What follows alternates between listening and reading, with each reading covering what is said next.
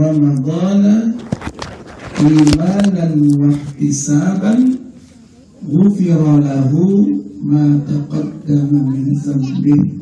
Sadaqallah wa sadaqa Rasulullah sallallahu alaihi wasallam. Yang sama kita hormati dan kita muliakan, yang baru saja menyampaikan ulaimatnya Al-Mukarram Ustaz Haji Imran, dan juga Bapak Hasan Basri, orang tua kita, dan para bapak-bapak sekalian yang lainnya, yang saya tidak sebut satu persatu, ibu-ibu sekalian semua dan anak-anak, yang mudah-mudahan kita semuanya selalu dirahmati, dimuliakan Allah Subhanahu wa ta'ala. Rencana acara kita di lapangan, udah spanduknya dibentangkan, ditempel mewah rupanya. The dream is. Itulah yang namanya manusia. Manusia berencana, Allah yang maha menentukan. Tadi saya dengar ibu-ibu, berapa hujan Ustaz? Suruh lagi pindah.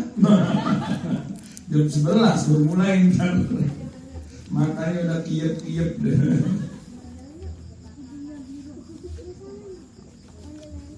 Oleh sebab itu, inilah yang terbaik yang Allah kasih kepada kita. Makanya Allah Subhanahu wa ta'ala pernah menyatakan, wa ma tadri nafsun madza taksibu ghadan wa ma tadri nafsun bi ayyi ardin tamut.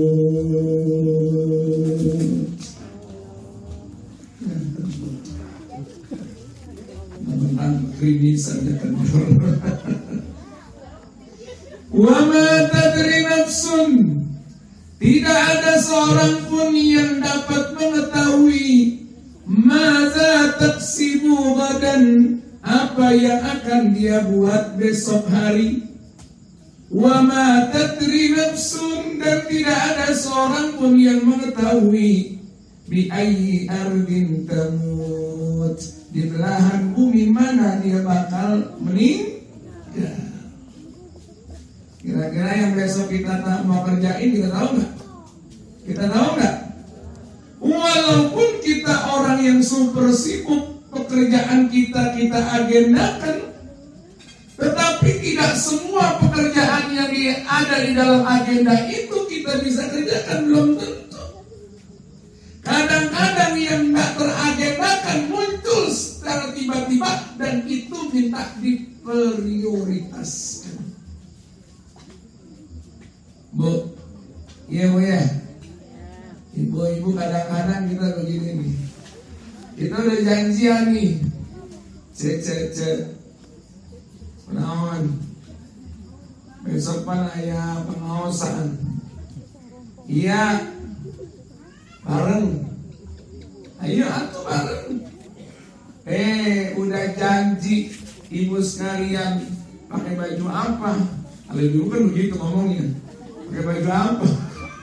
Pakai baju hitam apa pakai baju putih? Disuruhnya si putih-putih, karena emang mau masuk bulan puasa katanya, pengajian.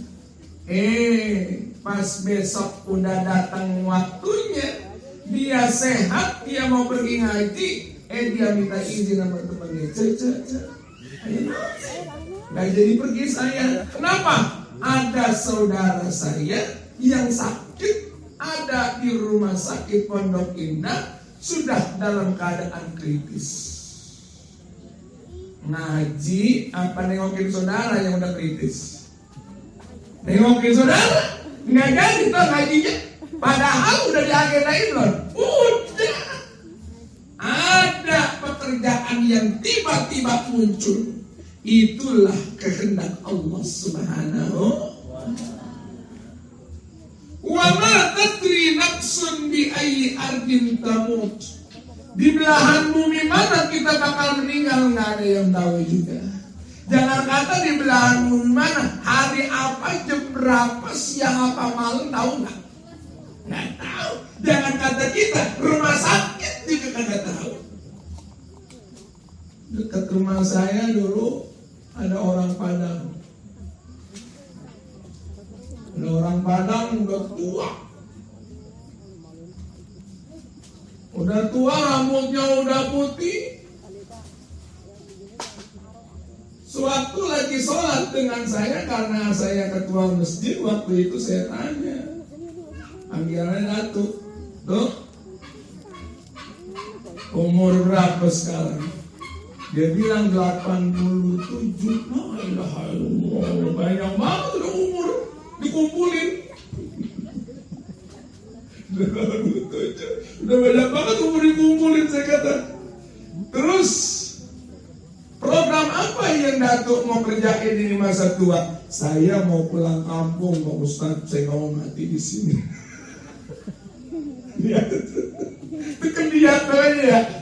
Saya merantau dari masih muda di Jakarta. Saya nggak mau mati di Jakarta, mau pulang kampung. Tuh, rencana. Selang berapa bulan saya dikabarin, diundang dikasih tahu si Datuk meninggal.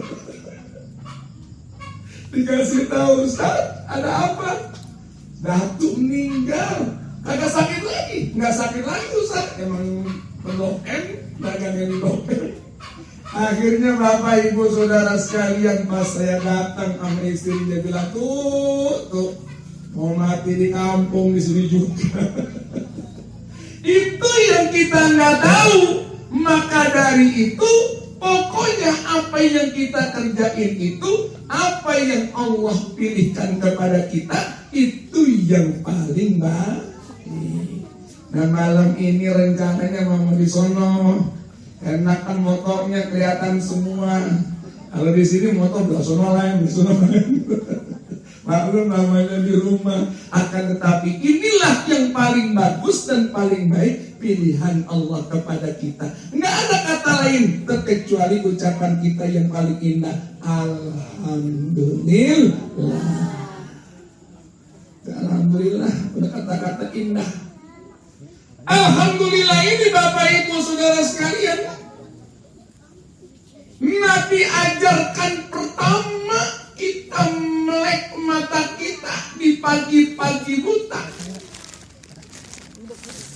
Yang kita ucapkan itu bukan perkataan apa-apa. Nabi ajarkan baru kita bangun dari tidur kita, apa yang kita ucapkan? Alhamdulillah. Itu yang paling pendek sedikit.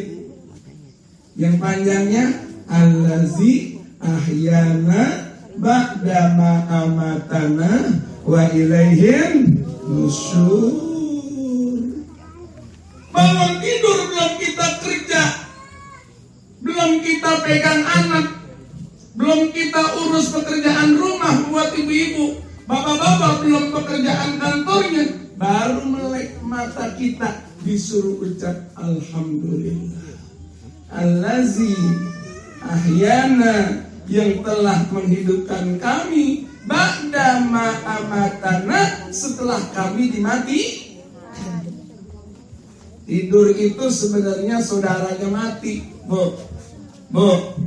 Tidur itu saudaranya mati. Karena orang tidur itu nggak sadar. Cuman kadang-kadang kita ini Bapak Saudara sekalian pakai bahasanya istirahat. Yo, pada istirahat, udah malam, besok baru mau sekolah, istirahat. Bapak kemana Bu? Udah istirahat. Ibu istirahat dulu ya. Sebenarnya kalau paling bagus lagi supaya kita mengenal dan bisa menghargai bahwasanya tidur itu sebenarnya mati. Dan ketika kita dibangkitkan, dibangunkan lagi adalah nikmat Allah yang paling besar. Jangan bilang istirahat, mati. Yuk kita pada mati yuk. mau tidur. Sebenarnya tidur adalah saudaranya maka kita dibangunkan kembali dari tidur kita ucap alhamdulillah.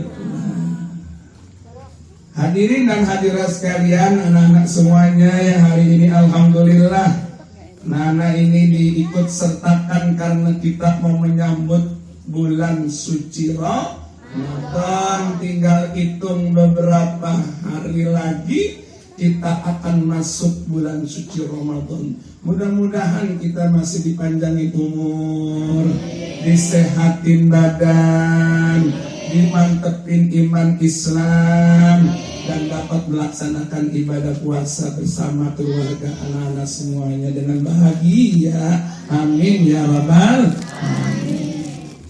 Hadirin hadirat sekalian rahimakumullah. Puasa itu perintah Allah. Turun hujan. Bu, ibu udah begini aja. Iya. Puasa itu perintah Allah. Allah Subhanahu wa ta'ala firmankan dalam Al-Quran. Bagaimana bunyinya adik-adik firman Allah tentang puasa? Iya, udah dapat belum di sekolahnya? Ayo, bagaimana bunyi firman Allah tentang perintah puasa? Gimana? Ya ayyuhalladzina amanu kutiba alaikumus siyamu kama kutiba alal ladzina min qablikum la'allakum tattaqun. Udah pernah dipelajarin? Udah pernah dikasih? Siapa yang hafal? Ada hafal nggak? Kalau ada yang hafal bisa maju, Ustaz akan kasih hadiah, dikasih duit 50.000. Iya. Siapa? Ayo. Ini nggak bohong nih, bener Pak Ustaz, mau kau sebohong. Ada? Ada? Ya udah, nggak usah main suruh-suruhan. Anak-anak biasa begitu sama kita dulu ya. Kalau gitu main suruh-suruhan, kamu. Jadi ya ayyuhalladzina amanu, wahai orang yang beriman. Panggilan tentang puasa ini Allah panggil dengan ya ayyuhalladzina amanu, wahai orang yang beriman. Di dalam Al-Quran ada dua panggilan. Ada ya ayyuhalladzina amanu, ada ya ayyuhan nasu secara umum. Tetapi untuk masalah puasa Allah tidak panggil dengan ya ayyuhan nas, wahai sekalian manusia, tapi Allah panggil ya ayyuhalladzina amanu, wahai orang yang beriman. Artinya orang yang sudah memiliki keimanan yang mantap kepada Allah, orang yang sudah mau percaya kepada Allah, orang itu adalah orang yang disebut orang muslim.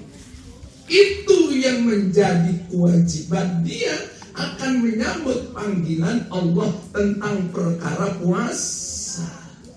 Ya ayyuhalladzina amanu. Makanya puasa ini baru hanya bisa dilaksanakan kalau orang itu mempunyai keimanan yang teguh kepada Allah, keimanan yang mantap. Hanya orang yang mantap imannya sajalah yang dapat melaksanakan ibadah puasa. Adik-adik, ada orang besar badan, muda umurnya, agamanya Islam, nggak kuat puasa. Padahal dia sudah dewasa, bukan anak-anak lagi. Kalau ini masih anak-anak mungkin. Dia sudah balik, dia sudah dewasa, tapi dia nggak bisa kuat puasa. Kenapa? Bukan karena badan yang dia nggak kuat, tapi kemantapan imannya yang kurang. Saya ada pernah khutbah Jumat di CSW. Itu di CSW itu di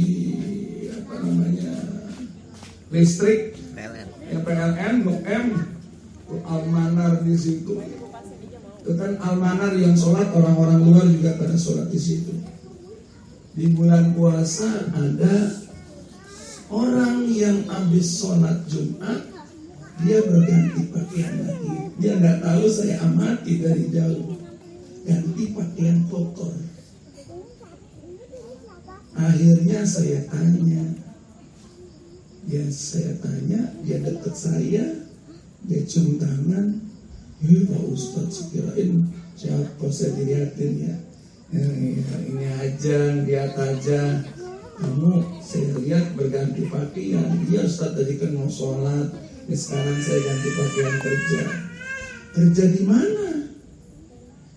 Itu saya lagi bersihin kaca gedung, lagi bersihin kaca, turun naik berapa lantai, itu ada 14 lantai. Saya bilang, panas-panas puasa seperti ini kamu kerja di situ? Iya. Saya tanya, masih puasa enggak? Saya tanya, maaf, masih puasa enggak? Jawabannya amat sangat memukau saya. Dia bilang bukannya yang masih puasa. Dia bilang apa? Insya Allah Pak Ustaz. Tuh, ini kan orang yang punya adab tinggi nih. Dia nggak bilang saya puasa, tapi dia bilang insya Allah kalau sampai. Ya, kalau kita kan orang ditanya kalau begitu, masih puasa nggak? Puasa. Siapa yang mau puasa? Aku dibilang itu puasa. Masih puasa kok? Masih.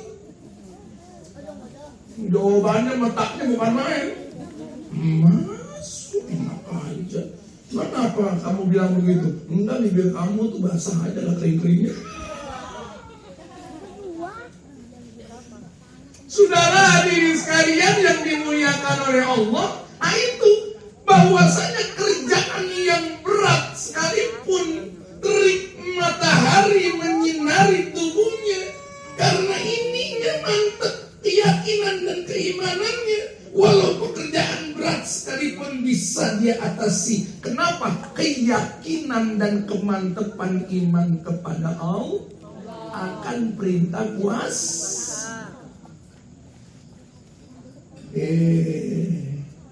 Ada orang kerjanya di dalam ruangan AC, nggak manggul-manggul, megangnya komputer, kita ketik bawa kertas sama sini sana sini udah.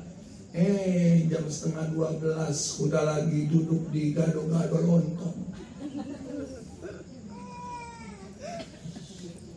Hingga kakinya sebelah kanan. Pas keluar, puasa ya? Sakit? Enggak. Kenapa? Gak tahu, aku gak kuat aja. Bukan gak kuat badannya, tapi gak kuat keimanannya yang kurang mantap. Ya Allah. Maka dari itu ibu-ibu bapak-bapak sekalian, puasa ini yang tahu orang itu puasa hanya Allah dengan kita, nggak bisa yang lain. Makanya kata Allah dalam hadis qudsinya, as-saumu li, puasa itu untukku, wa ana ajzi bih, dan aku yang akan membalas langsung puasanya. Nggak ada yang tahu, Departemen Agama nggak bikin panitia Ramadan untuk nilai puasa berapa duitnya tuh. Tiap RT dibikin liatin sensus atau tulis siapa puasa siapa enggak. Nggak bisa, karena puasa itu tidak ada ciri-ciri khusus orang puasa apa tidak. Ada Pak Ustadz, apaan? Ngantuk sama lemes. Kalau puasa itu ciri-cirinya lemas saja. Enggak. Puasa itu tidak perut kekosongan itu tidak menyebabkan orang itu jadi lemes. Justru orang itu jadi terbangkit untuk dia supaya bekerja dengan benar. Lihat Siti Hajar. Ketika Siti Hajar anaknya menangis, Ismail, Siti Hajar di saat itu tidak makan, makanan tidak ada. Sebab makanan yang tidak ada, air susunya juga pun tidak ada. Ismail Nabi saat itu masih kecil menangis. Apa yang dikerjakan oleh Siti Hajar? Berlari ke Safa. Lihat anak masih menangis, lari ke Marwah. Lihat masih menangis sampai 7 kali balik. Yang sekarang orang sebut dan disebut dan dipakai oleh orang haji umroh namanya sa'i. Perut lapar bukan menjadi orang itu jadi tidur dan lemes, tidak berdaya dan tidak bisa berpikir. Perut lapar merangsang orang untuk bagaimana dia bisa melakukan perbuatan-perbuatan yang tadinya dia kena lapar. Bagaimana supaya saya bisa melakukan perbuatan yang paling baik. Ini jadi nggak ada ciri-ciri khusus, nggak ada.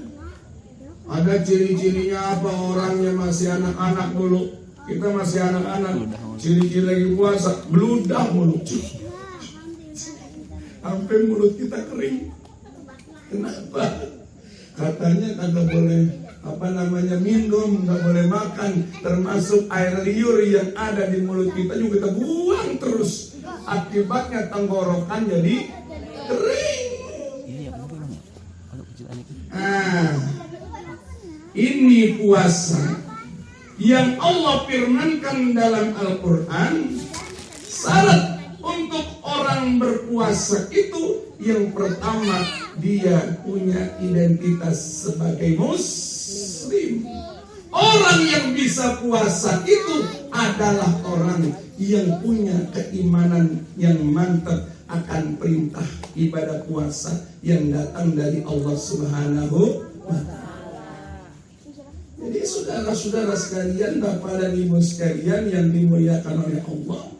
Kemudian kalau awalnya ya ayyuhalladzina amanu, akhir dari firman Allah yang isinya itu adalah wahai orang yang beriman, apa yang Allah perintahkan? Kutiba alaikumusiyam, diperintahkan atas kamu berpuasa.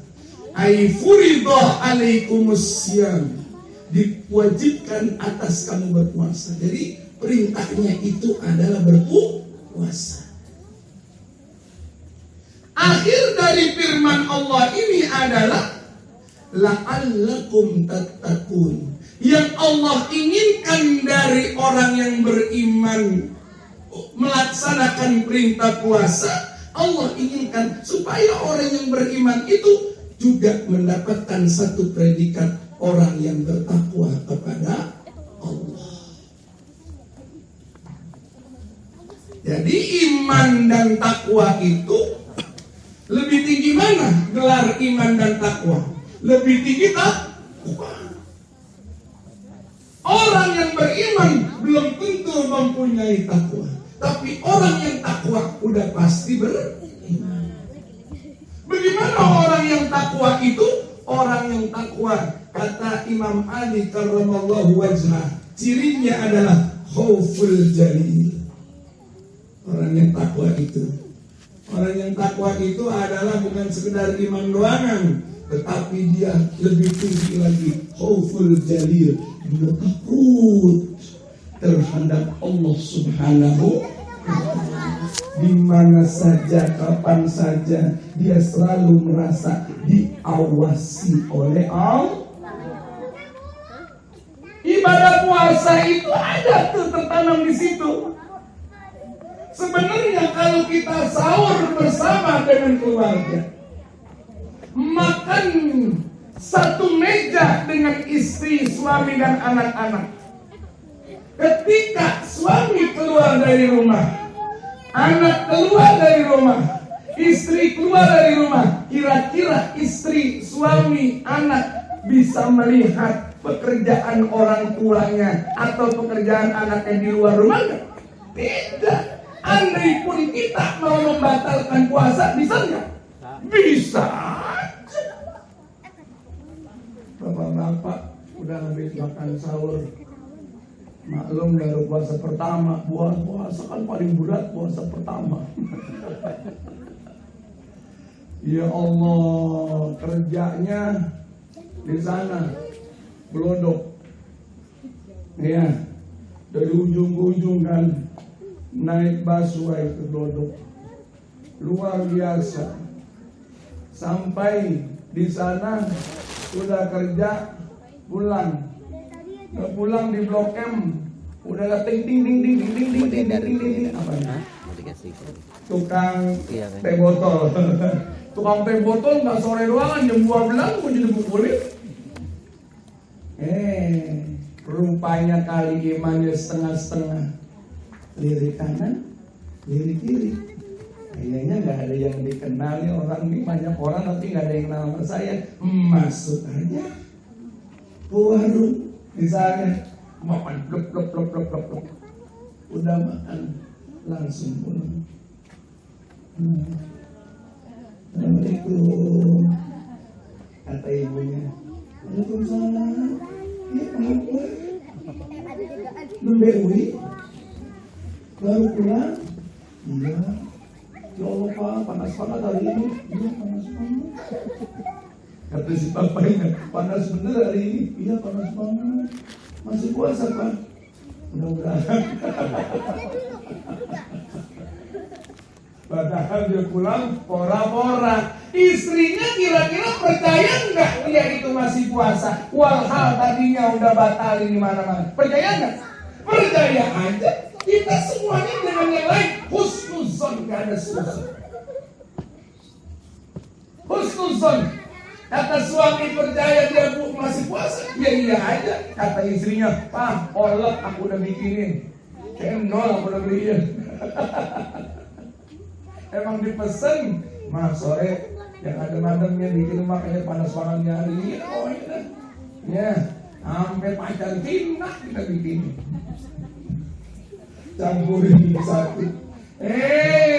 Di rumah dia makan di mana-mana, ngakunya masih puasa. Percaya, anak percaya, istri percaya. Boleh manusia ditutupin matanya dia nggak tahu, tapi ada yang nggak bisa ditutupin matanya, yang nggak bisa kita tutupin penglihatannya. Siapa? Allah Subhanahu. Ini di sini nih ketakwaan tumbuh kepada orang yang puasa. Walau saya ada jauh dari istri, walau anak nggak lihat saya, walau perut ini udah keroncongan, minta untuk diisiin, tapi karena masih puasa, bukan karena istri, bukan karena anak, tapi saya tahu dan yakin Allah melihat perbuatan saya. Ini satu poin nilai yang tinggi dari pendidikan puasa bulan suci.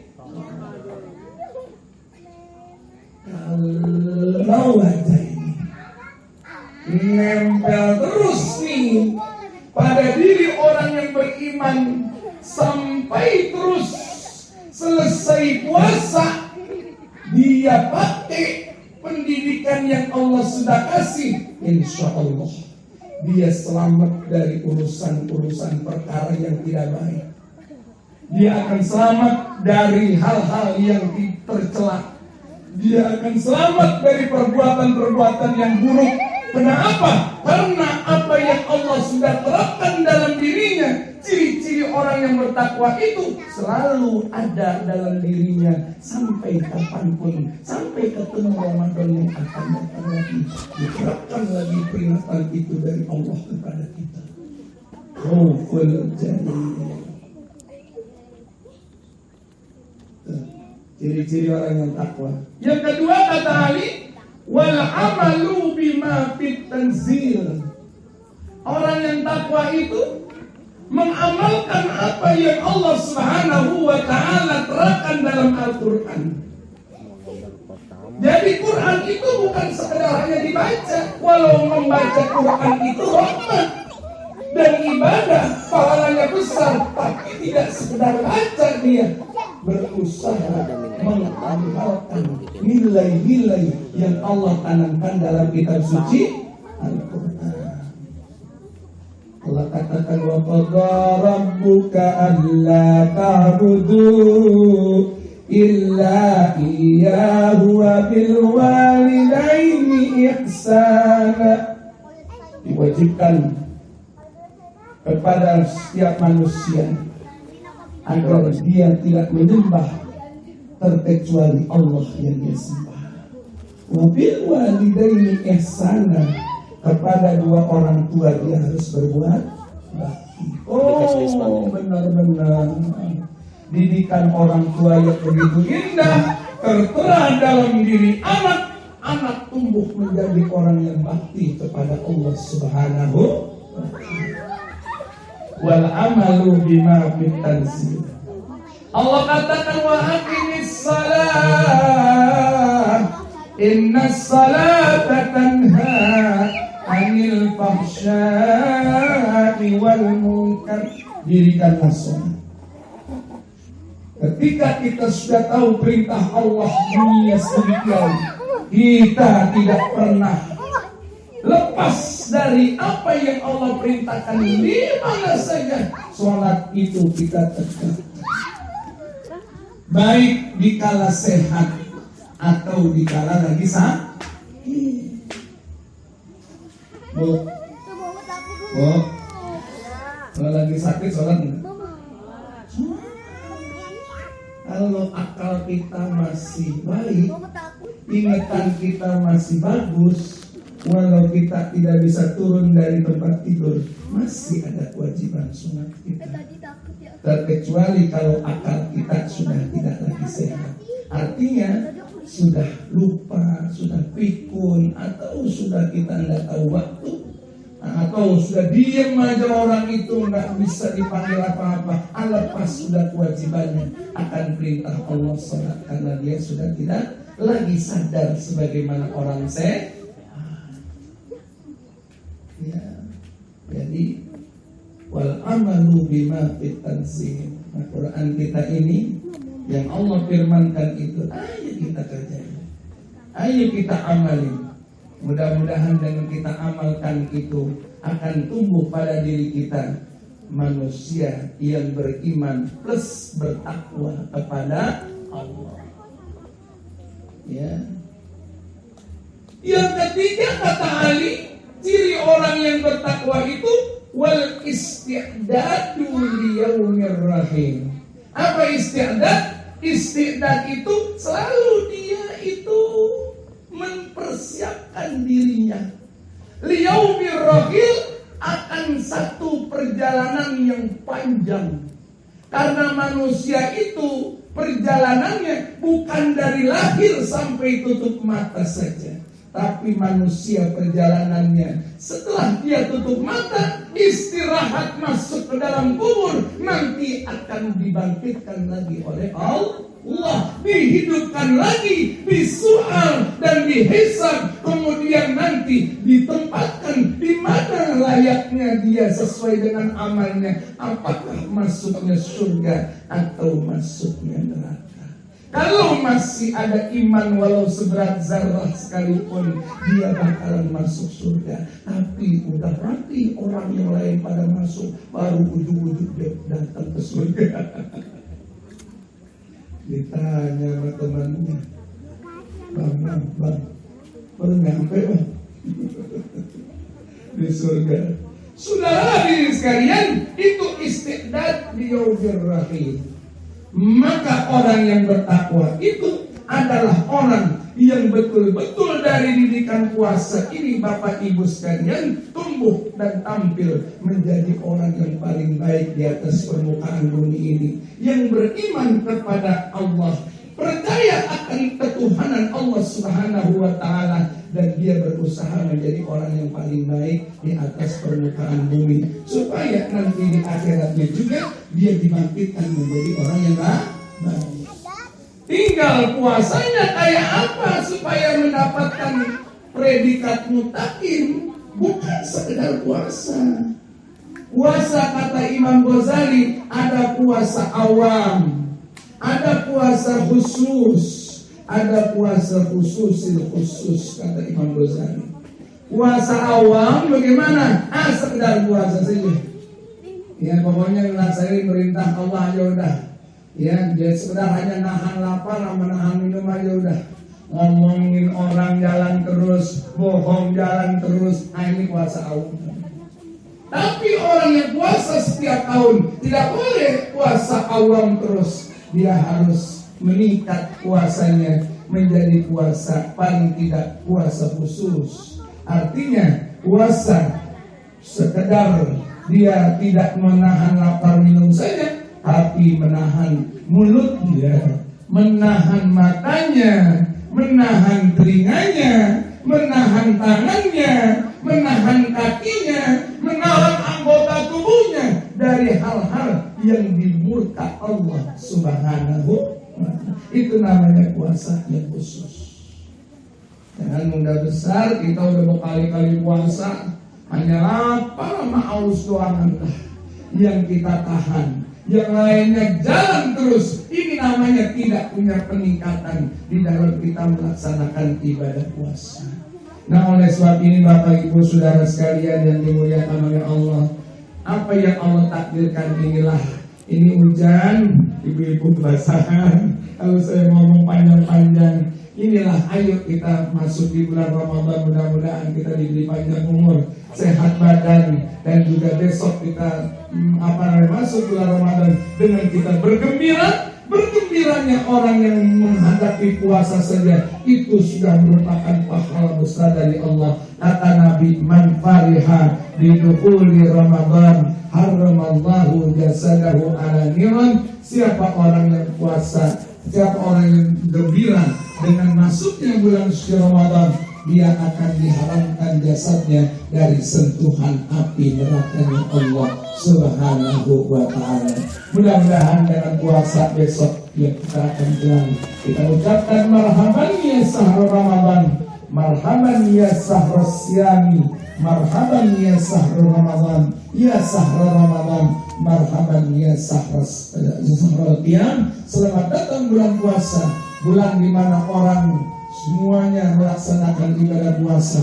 Dan selamat datang bulan Ramadan, bulan di mana orang malam berdiri untuk menegakkan perintah Allah, baik itu yang namanya sholat tarawih maupun sholat-sholat sunnah yang lain. Mudah-mudahan besok kita bisa melaksanakan dan menegakkan sholat tarawih dengan sebaik-baiknya, walaupun mau 23 mau 11 tidak jadi sholat. Yang penting kita laksanakan, karena dua-duanya mempunyai daripada sesuatu yang ada di mana dalil-dalilnya sendiri. Jadi jangan punya perbedaan kita main kata-kataan. Lu 23, lu 11, misalnya 11 ngaji itu, yang 23 nggak ada. Semua adalah sama. Yang 11 boleh, yang 23 boleh, yang kagak boleh. Udah dia punya waktu, dia muda, dia sehat, tapi dia masih banyak. Itu yang boleh, mesti kita tarik. Mudah-mudahan kita baca Fatihah, Allah Subhanahu wa ta'ala akan senantiasa bersama kita.